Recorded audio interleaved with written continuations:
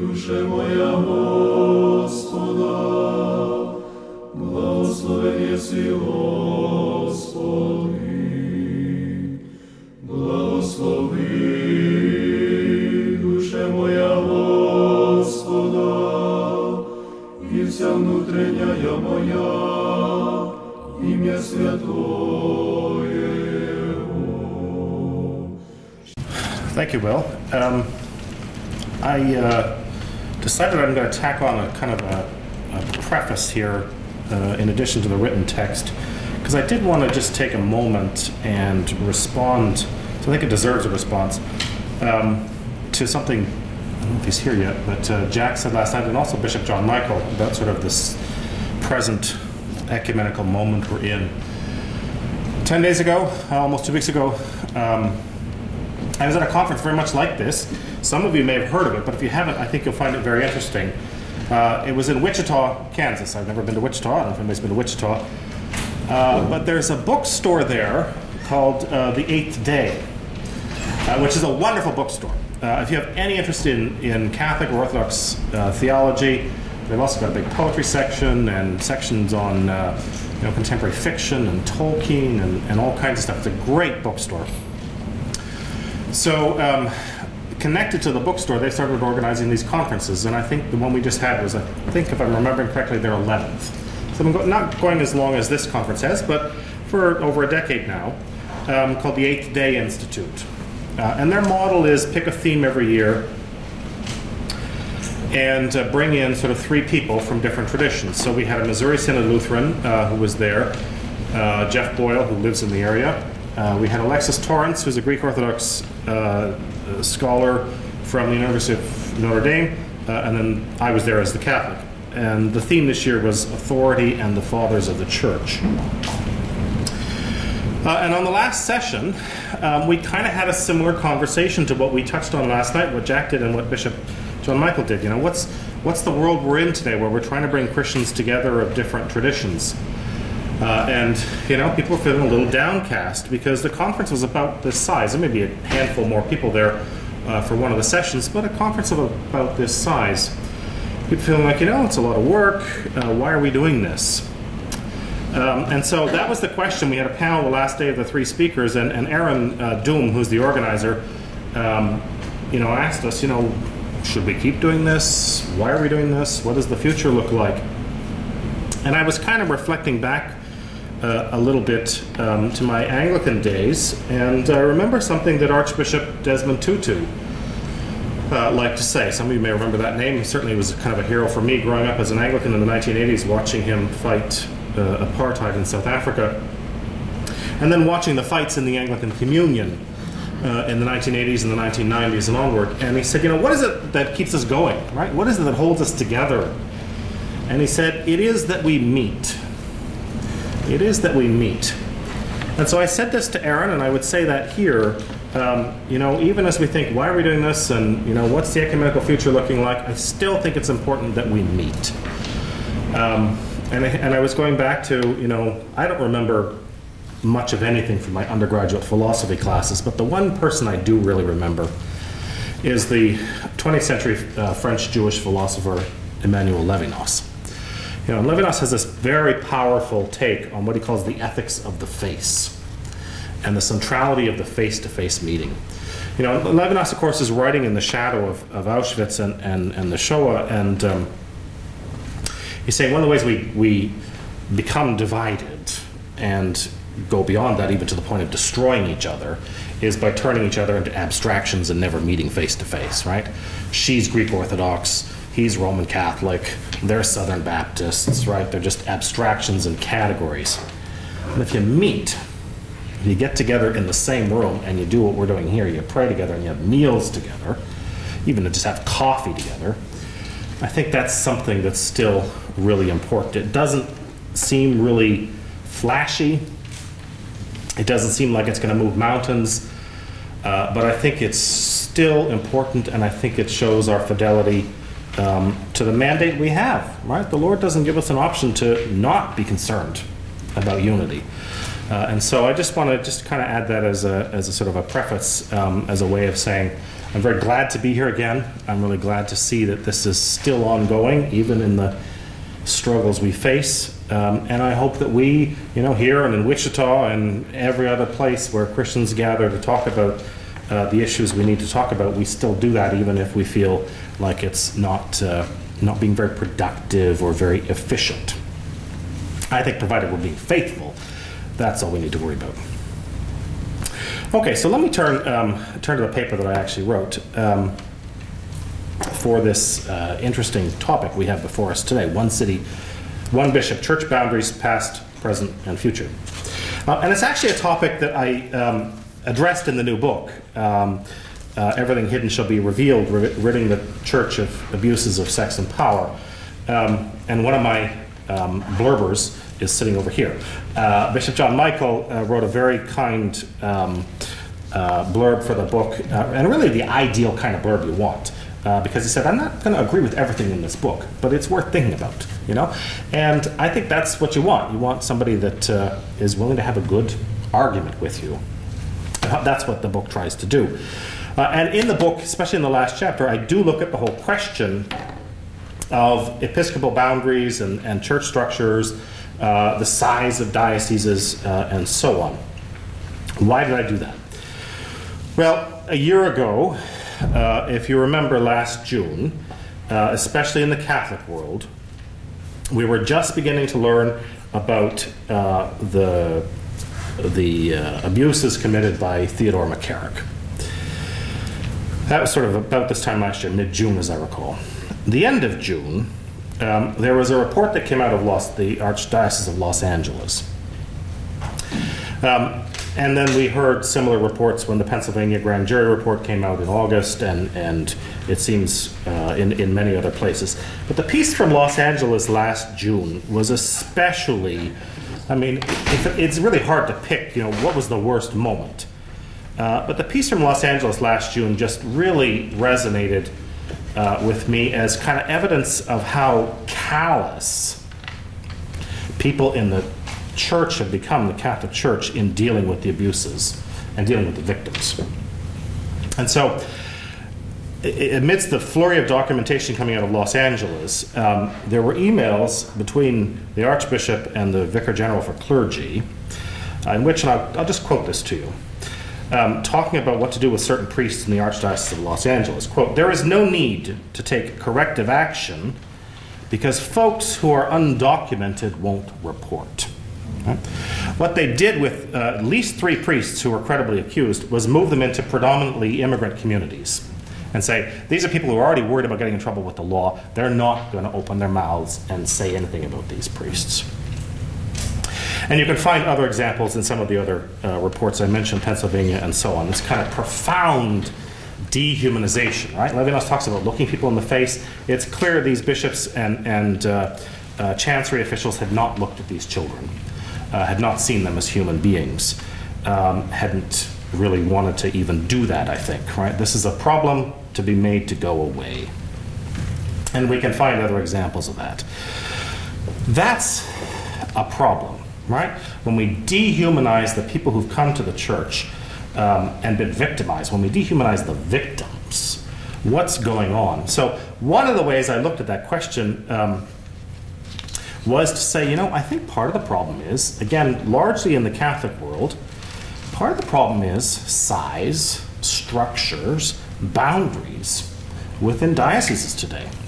And I think size is, in some ways, the big problem that we've not really looked at. It seems to me that a lot of the dioceses in the Catholic world today have not, as we've heard already, been drawn on the ancient canonical assumption of one bishop to one city, but on the practice of businesses that believe that bigger is better. Right? When, in fact, I want to put that notion to the question. And so, in the book, I argued that we need to think about the reduction in size of most dioceses in the Catholic Church today, and in some cases in the Orthodox Church, especially in Europe. Not so much here in North America, where numbers are smaller, but in Europe for Eastern Catholics and Orthodox as well as Roman Catholics, you often have these, if not always geographically vast dioceses, then nonetheless they're demographically huge.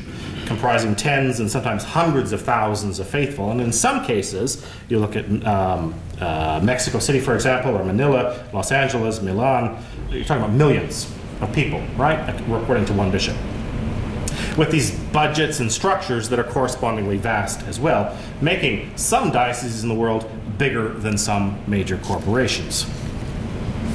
Numbers like that make many dioceses impossible for one man to shepherd. And so as a result, we wind up with all sorts of problems, not the least of which is turning bishops into CEOs, aided by junior vice presidents we call auxiliary bishops. A modern invention on whose abolition I think we should all be able to agree. But if we're to get rid of auxiliary bishops, we're still left with the question of what does one bishop to one city actually mean, both as a definition in the abstract, but then especially in practice.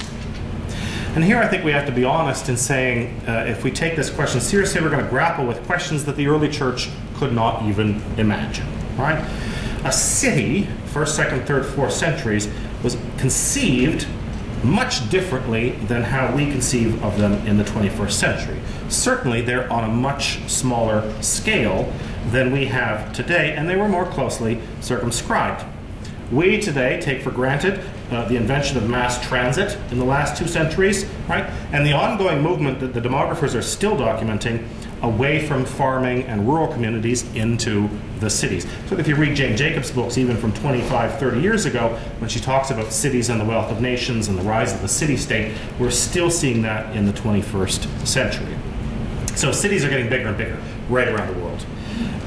What does that mean if we're going to hold to this principle of one bishop to one city? We would have to consider a number of important questions. So for example, what is a city? Right? How do we define a city? What does that mean? What does that look like? How far would the next city have to be in an age in which we can all hop into cars or on trains or subways or off planes, again, in ways the early church never conceived? What about the size vis-a-vis the population of Christians in a city? So for example, let's say you've got a city of 100,000 people, but there's a tiny Catholic population. So there's only maybe 2 parishes, right? But a city down the road in a more Catholic region might only be 60,000 people total, but you might have 10 parishes because the Catholic percentage is much higher. What do we do there? How do we structure things in light of those kinds of developments? Again, it seems to me that the operative way we have structured modern diocesan and eparchial boundaries has been on the logic of the business, right? Bigger is better. We want to structure things to be efficient, right? That word efficiency is not a word I like. And in fact, it comes in for some rather sharp condemnation in a place that most people don't consider. And that's Pope John Paul II's 1995 encyclical Evangelium Vitae on the Gospel of Life, right? If people know that at all, they think, well, that's the letter about abortion, right? But it's a much more developed cultural critique there, and he has a whole long section in which he repeatedly goes after this notion of efficiency. And he says, time and again, this is not a Christian virtue, right? Efficiency is not a Christian virtue. And when it's raised in a socioeconomic context, it's often hiding anti-Christian designs and desires. So following that logic, I would say, when it comes to episcopal structures and diocesan boundaries today, efficiency is not and must not be allowed to drive our discussion. But equally, I don't want the status quo to be taken as some kind of standard against which to compare all new proposals. There is, I would just simply stipulate, no theological reason for huge dioceses today, and this is not a model to be accepted as normative. And yet we've done that, right? If you take the city we inhabit right now, right? The Archdiocese of Washington, D.C. Relatively modest size, again, compared to Los Angeles or Manila or Mexico City. The statistics for 2017, as reported in the 2018 Annuario Pontificio, tell us that this archdiocese is more than 5,000 square kilometers in size, 655,000 registered Catholics in 139 parishes with just over 800 priests. In addition to the archbishop, it has 3 auxiliary bishops. Those are 2017 numbers drawn from the official statistics yearbook of the Catholic Church. I think every one of those numbers should give us pause. Right? First of all, we've got auxiliary bishops, which already tells us the territory is too large, too difficult for one man to be able to pastor effectively. If we are to divide it among 4 bishops, let's say, because that's what we've got here in total, right? The Metropolitan Archbishop and 3 auxiliaries. We've got 4 bishops here. We divide it into 4 territories. I'm still going to argue that's too big, right? That's going to leave roughly 1,200 square kilometers for each bishop, roughly 200 priests for each bishop in 35 parishes, and nearly 164,000 Catholics per bishop. Those numbers, in my view, are too high. It's impossible to have a serious, let alone supervisory relationship with 200 men, right?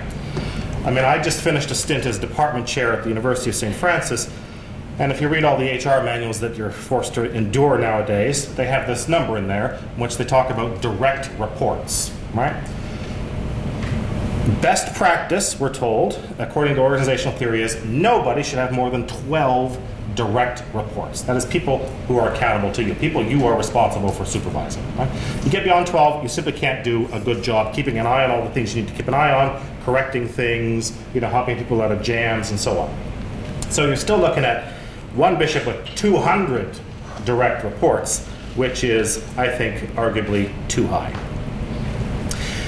We talk about bishops as being spiritual fathers, right? As being pastors.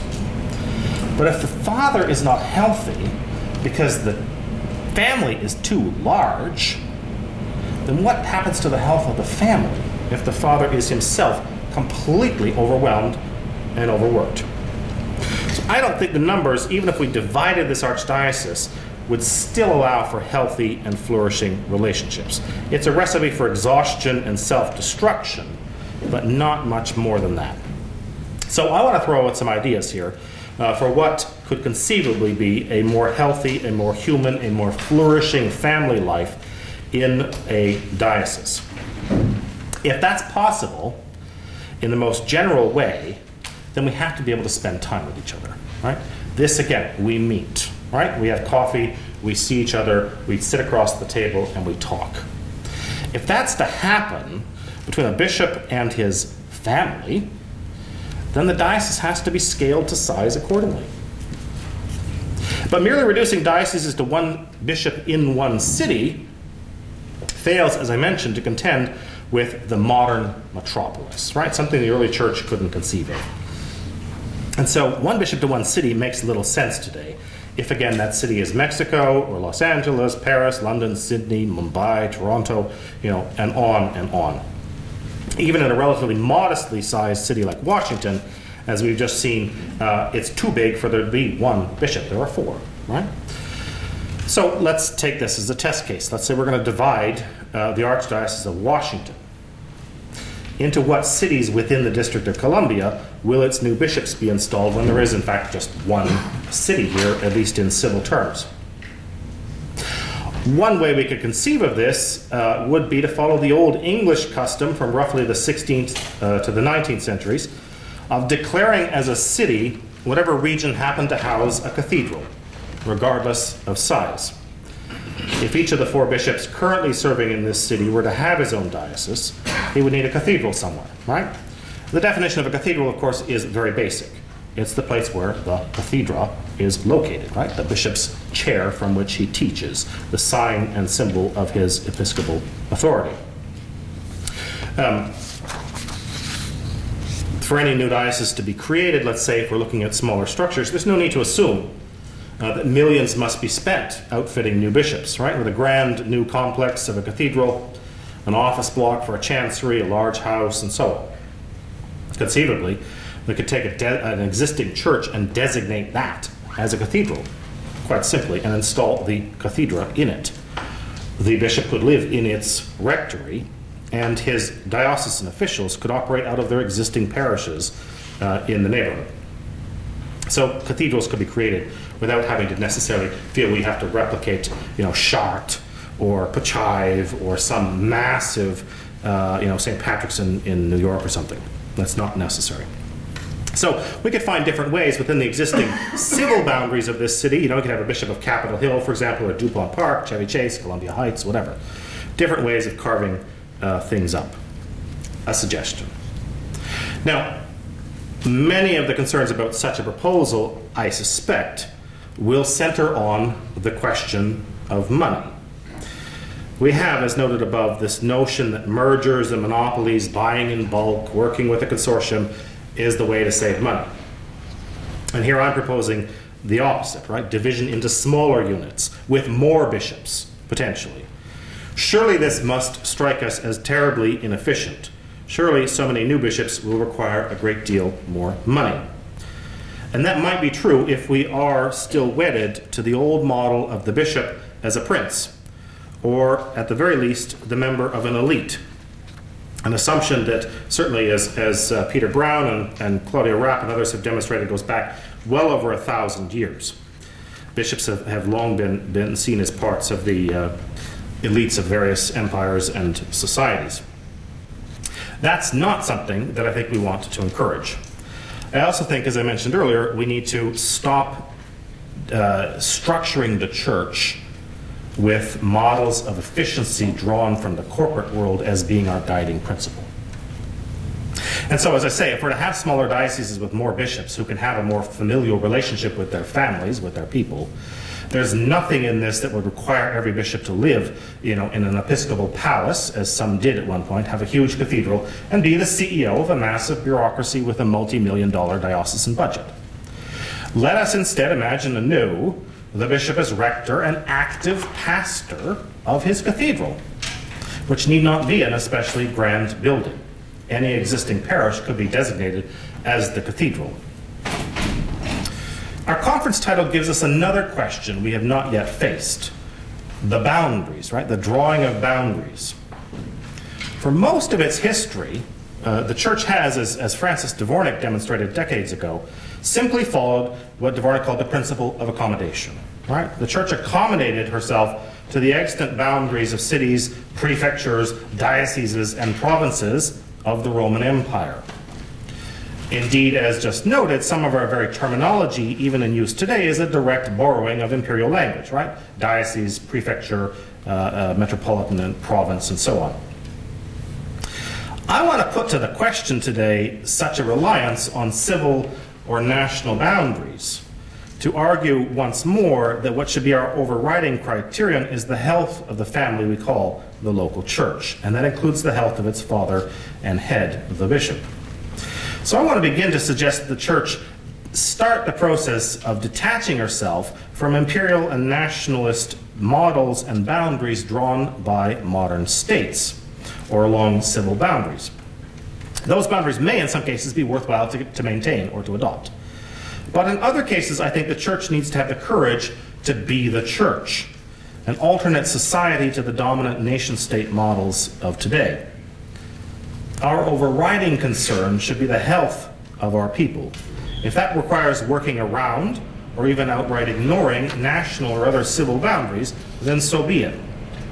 Now, this may of course prove politically impossible in some especially dire circumstances. You think, for example, of a closed society like North Korea, let's say.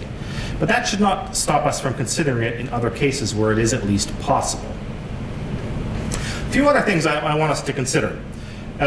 On this continent and in Western Europe for decades now, Eastern Catholic bishops have regularly had their territories drawn in such a way as to bypass national boundaries in some cases. As we heard last night, Bishop John Michael has a diocese that corresponds to two nation-states on this continent, right? Canada and the United States. The newly installed Ukrainian Greco-Catholic Metropolitan of Philadelphia was just translated there this month from his territory in Western Europe, which included France and the Benelux countries, thereby illustrating that in some cases it's not one bishop to one city, or even one bishop to one country, but one bishop to many countries. This is clearly motivated by pastoral concern, that the small numbers scattered across Western Europe not be left to fall through the cracks. But even that is not a principle the Catholic Church, if we are to speak frankly, observes with complete justice and consistency. Here, let me draw attention to the plight of Russian Byzantine Catholics. 2 years ago this month, I attended their international congress at San Felice do Monaco in Italy. And afterwards I published an article about the fact that they're scattered all over the world and deliberately left without a bishop, and thereby subjected to extremely shabby neglect by the Catholic Church, which in failing to give them a bishop clearly does not care about the provision and nurture of future priests and other workers in the vineyards of the Lord.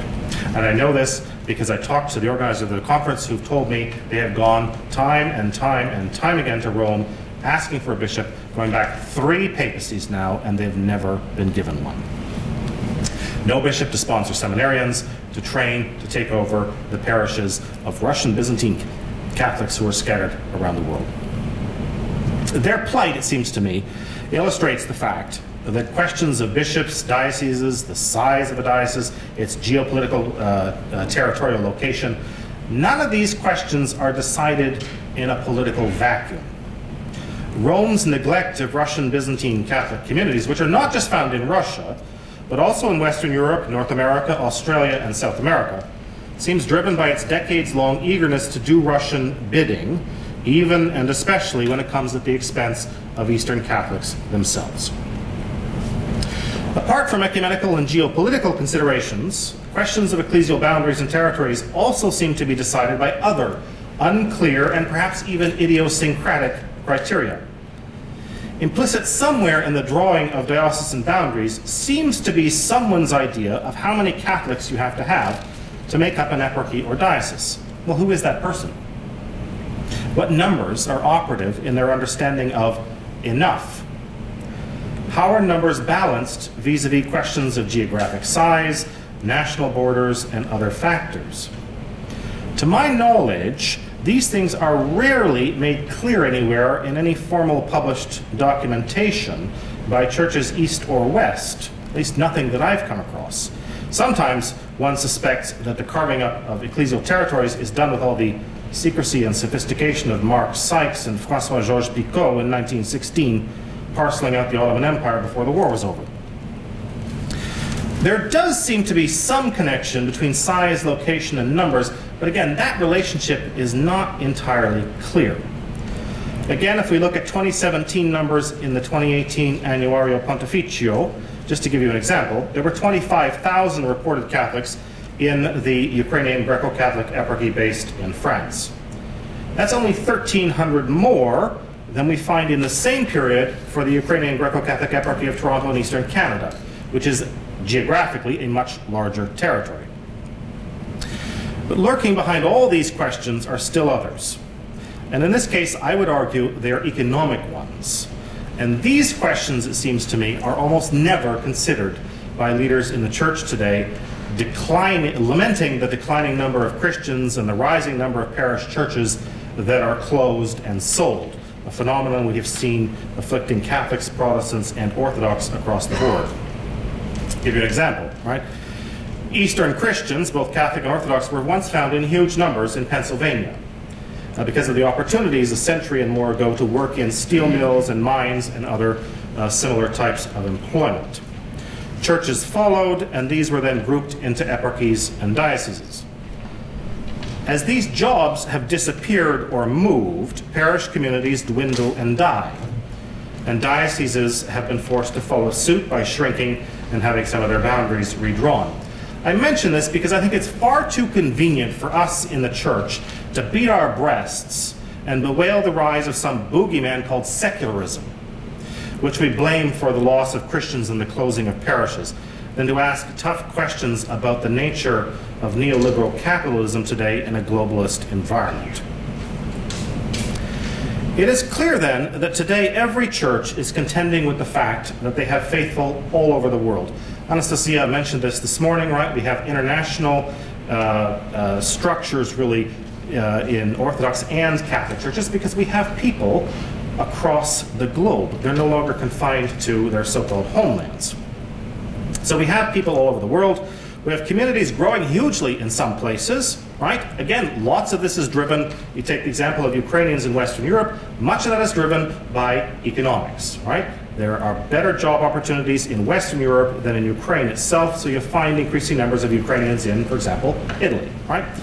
So, communities are growing in some places, declining sharply in others. And much of this is driven, not all of it, but much of it, by, again, economics. So, in the midst of this up and down, right, these upheavals and these changes, I do want to say and give credit where it's due, the Catholic Church, I think, has, in some cases, been relatively and surprisingly nimble in responding to some of these population movements. I've documented elsewhere in some detail the creation, for example, over the last 40 years, of such structures as ordinariates, prelatures, and Eastern Catholic eparchies, all of which have shown that the Church is moving away from defining episcopal territories based strictly on geography. Instead, the dominant criterion in these cases has been, where are the faithful? How can we serve them? Even if they're scattered across several boundaries, right? Other dioceses, civic, national, ethnic, linguistic boundaries, and so on. I think it's time for us to simply be more honest about this than we have, especially in the context of various Catholic and Orthodox dialogues, where for too long the talismanic phrase canonical territory is still mindlessly invoked, especially in an East Slavic context. It is also, in the spirit of speaking frankly once more, important for the notorious Orthodox jurisdictional squabbles in North America, Ukraine, and elsewhere finally to be surmounted. If there is, say, a huge number of OCA faithful in Alaska and hardly any Greeks, why can the OCA bishop not exercise pastoral solicitude over the Alaskan Greeks? In Christ, there is neither Jew nor Greek, and ecclesial structures, both Catholic and Orthodox, should reflect, not resist, this truth. Ecclesial structures should also reflect a new understanding of an old and vexed phrase that we've just mentioned, canonical territory. That phrase is often thought to be coterminous with national borders, but I want to argue it's a relic of another age we must abandon, not least for its poorly disguised nationalist tendentiousness.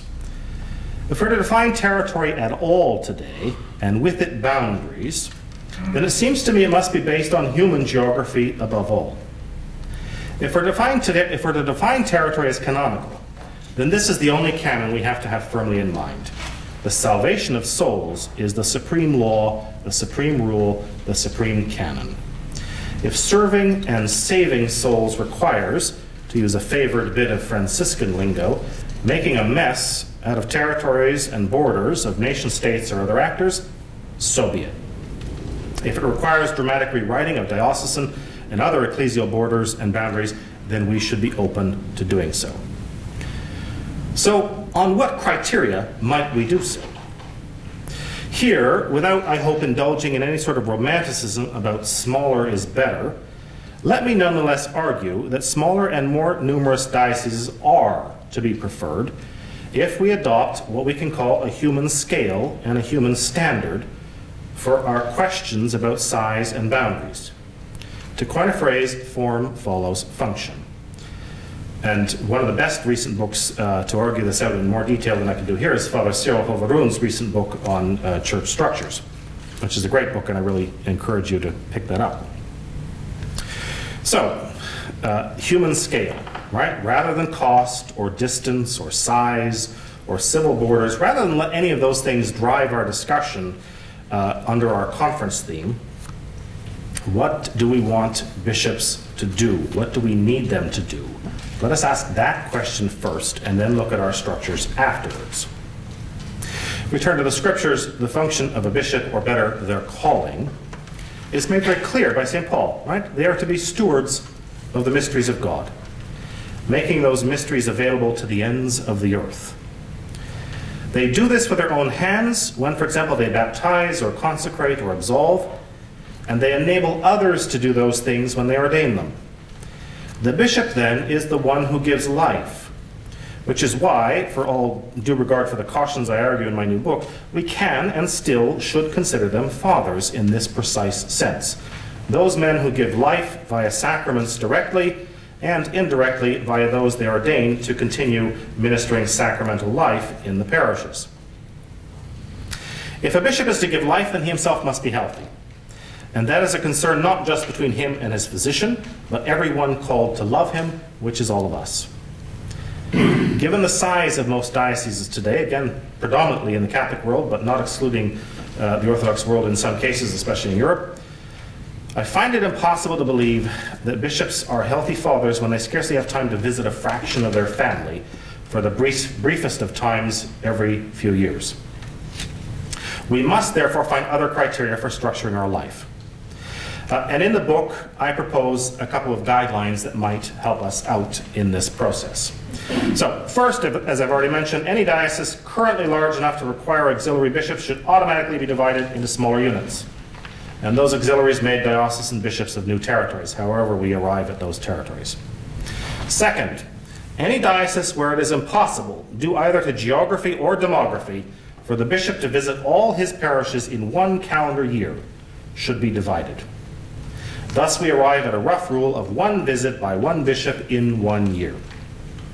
Now, there could be some flexibility here, allowing a diocese, for example, to vary in size from 52 to 104 parishes if you assume a maximum of 2 visits per week in the year, right? The logic here, once more, is human. If I'm to sustain relationships with people, then I have to see them from time to time.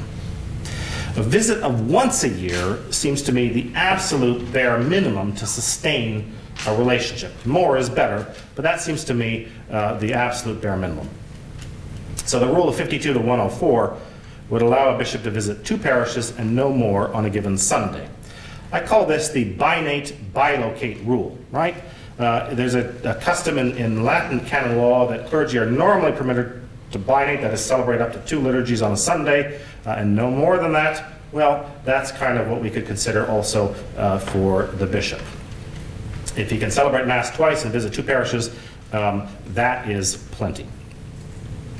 This rule, binate bilocate, reminds us that the Church lives by and from the Eucharist, and that its celebration is more important than anything else. The bishop needs to be able to celebrate the Eucharist regularly with people he knows, and who know him as more than a talking head in the annual fundraising video.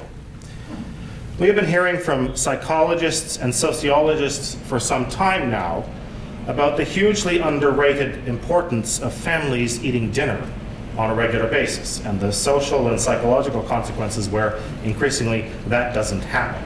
And in fact, just this morning, one of the most depressing things I've read in, I don't know, a day, somebody on Facebook posted a news story out of Japan called Rent a Family. You know, in a society that is having even fewer children than we are, the epidemic of loneliness apparently in Japan today is so pronounced, people are so desperate for human community and companionship, you can actually rent a family and they'll come over and they'll make dinner and they'll eat with you. Right? The church should be the place where you can have a meal without paying somebody to come and do it with you. And that, of course, is what the Eucharist is all about. So if this is important on the domestic level, strictly speaking, for the human family, how much more important is it for the extended family of the Church? How much more do we need to do this now than ever before? If bishops, especially in the Catholic Church, are ever going to rebuild and recover some trust and authority that has been so thoroughly destroyed by the abuse crisis, then facing each other across the table of the Lord on a Sunday morning and afterwards across the tables of parish halls for potluck lunches after liturgy will play a huge role in that recovery. May the Lord hasten that day unto us all. Thank you.